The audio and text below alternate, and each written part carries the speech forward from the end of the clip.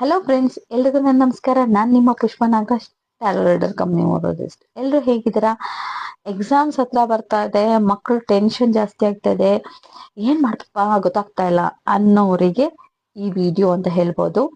So ಯಾರೆಲ್ಲ ಮಕ್ಕಳು ಓದ್ತಾ ಇದ್ದಾರೋ, ಅಕಸ್ಮಾತ್ ಮಕ್ಕಳಿಗೆ ನೀವು ಮಂತ್ರ ಹೇಳಿ ಅಂತ ಹೇಳಕ್ ಆಗಲ್ಲ ಅನ್ನೋರು ಕೂಡ ಈ ಮಂತ್ರವನ್ನ ನೀವು ಅವ್ರು ಏನೇನ್ ತಿಂತಾರೆ ಕುಡಿತಾರೋ ಅದಕ್ಕೆಲ್ಲ ನೀವು ಈ ಮಂತ್ರ ಚಾಟ್ ಮಾಡಿಕೊಡೋದ್ರಿಂದ ಕೂಡ ಅದು ವರ್ಕ್ ಆಗುತ್ತೆ ಅಂತ ಹೇಳ್ಬೋದು. ಇದು ತುಂಬಾನೇ ಸಿಂಪಲ್ ಆದಂತ ಒಂದು ವೇದಿಕ್ ಸ್ವಿಚ್ ವರ್ಡ್.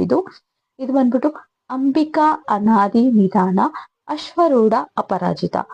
ಅಂಬಿಕಾ ಅನಾದಿ ನಿಧಾನ ಅಶ್ವರೂಢ ಅಪರಾಜಿತ. ಈ ಮಂತ್ರವನ್ನ ಚಾಂಟ್ ಮಾಡಿ ನೀವು ಮಕ್ಕಳಿಗೆ ತಿನ್ನುವಂತ ಆಹಾರ ಆಗಿರ್ಬೋದು, ಕುಡಿಯೋ ನೀರಿಂದ ಹಿಡಿದು ಅದ್ರಲ್ಲೆಲ್ಲ ನೀವು ಚಾಂಟ್ ಮಾಡ್ಕೊಡೋದ್ರಿಂದ ಕೂಡ ಅವರ ಫೋಕಸ್ ಹೆಚ್ಚಾಗುತ್ತೆ, ಎಜುಕೇಶನ್ ಬಗ್ಗೆ ಗಮನ ಕೊಡ್ತಾರೆ. ಹಾಗೆ ಮಕ್ಕಳು ಫ್ರೀ ಇದ್ರೆ ಮಕ್ಕಳ ಕೈನಲ್ಲೂ ಕೂಡ ಅಟ್ಲೀಸ್ಟ್ ಡೈಲಿ ಒಂದು 108 ಸಲ ಈ ಮಂತ್ರವನ್ನ ಹೇಳ್ಸೋದ್ರಿಂದ ಅವರು ಫೋಕಸ್ಡ್ ಆಗ್ತಾರೆ, ಜೊತೆಗೆ ಎಜುಕೇಶನ್ ಅಲ್ಲಿ ತುಂಬಾ ಮುಂದುವರಿತಾರೆ ಅಂತ ಹೇಳ್ಬೋದು. ಅದ್ರ ಜೊತೆಗೆ ಓಂ ಐಂ ಅನ್ನೋ ಒಂದು ಸರಸ್ವತಿಯೇ ನಮಃ ಅನ್ನೋ ಒಂದು ಸಿಂಪಲ್ ಆದ ಒಂದು ಮಂತ್ರವನ್ನ ನೀವು ಚಾಂಟ್ ಮಾಡ್ಕೋಬಹುದು. ಐಂ ಅನ್ನೋದು ಮಹಾ ಸರಸ್ವತಿಯ ಒಂದು ಬೀಜಾಕ್ಷರಿ ಮಂತ್ರ ಅಂತಾನೂ ಹೇಳ್ಬೋದು.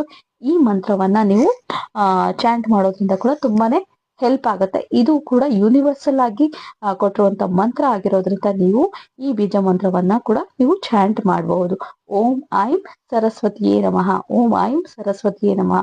ಅಥವಾ ಅದು ಆಗಿಲ್ಲ ಅಂದ್ರೆ ಸಿರ್ಫ್ ಹೀಗೆ ಮುದ್ರೆಯನ್ನ ಮಾಡಿ ಐಂ ಅನ್ನುವಂತ ಮಂತ್ರವನ್ನ, ಒಂದು ಬೀಜಾಕ್ಷರ ಮಂತ್ರವನ್ನ ಹೇಳೋದ್ರಿಂದ ಕೂಡ ಅವರ ಸ್ಪಷ್ಟತೆ ಹೆಚ್ಚಾಗತ್ತೆ. ನಾಲಿಗೆ ಹೊರಳಲ್ಲ ಅಂತಲ್ಲ ಕೆಲವು ಸರಿ, ಅದು ಕೂಡ ಹೆಚ್ಚಾಗತ್ತೆ.